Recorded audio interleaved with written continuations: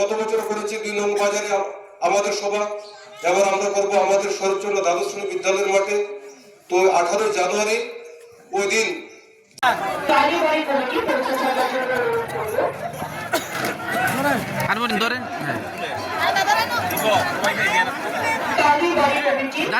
দিকে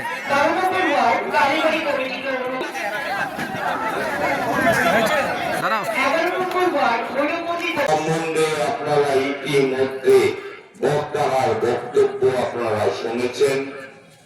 আমরা চাইব সনাতন দীর্ঘজীবী হোক, সনাতনের মাধ্যমে আমরা আমাদের যে যাওয়া আছে এটাকে আরো সুন্দর সুরক্ষিত করতে চাই। এটা আমাদের উদ্দেশ্য, আমাদের সকলের উদ্দেশ্য। আমরা সবচেয়ে বড় কথা হচ্ছে ইতিমধ্যে একটু আগে আমি একটা মেসেজ পেলাম যে ভারত সরকার, আমরা শুনেছি সোমনাথ মন্দির।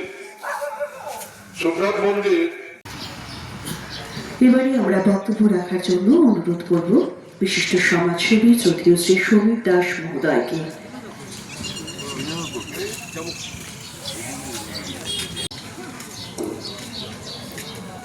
নমস্কার।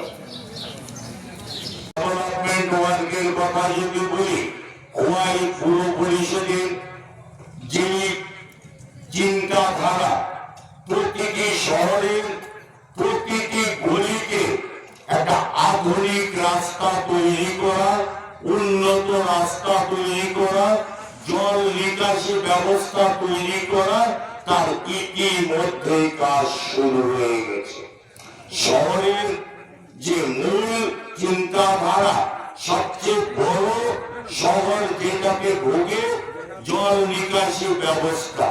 আগামী কিছুদিনের মধ্যে দেখবেন খোয়াই শহরের যে বড় বড় ড্রেন গুলো আছে তা পাকা ড্রেন তৈরি করে নিকাশি ব্যবস্থা, একটা সুন্দর নিকাশি ব্যবস্থা তৈরি হয়েছে।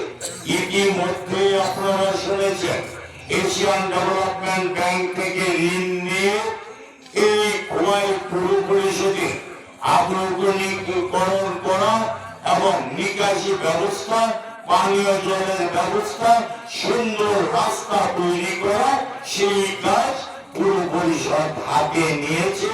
আগামী মার্চ এপ্রিলের মধ্যে দেখবেন তার অনেকটাই সম্পন্ন হয়ে গেছে। তা বিতরণ করা কি আমি আপনাদের বলব, খোয়াই পৌর পরিষদ এই পুরো এলাকাকে নতুন ভাবে সাজানোর জন্য পৌর পরিষদ কাজ করছে। ইতিমধ্যে তার কিছু বাস্তবায়ন আপনারা দেখেছেন। খোয়াই পৌর পরিষদ শুধু শহরে বড় বড় দালান অট্টালিকা তৈরি করবে তা না।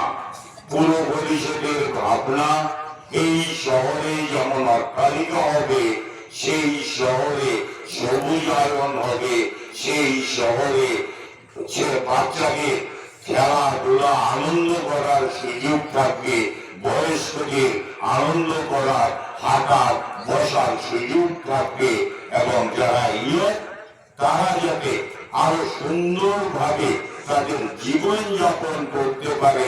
এই খোয়াইকে ভালোবেসে আইলা খোয়াই এই সেলফি তোলার খোয়াই পৌর পরিষদ ব্যবস্থা করেছে। ইতিমধ্যে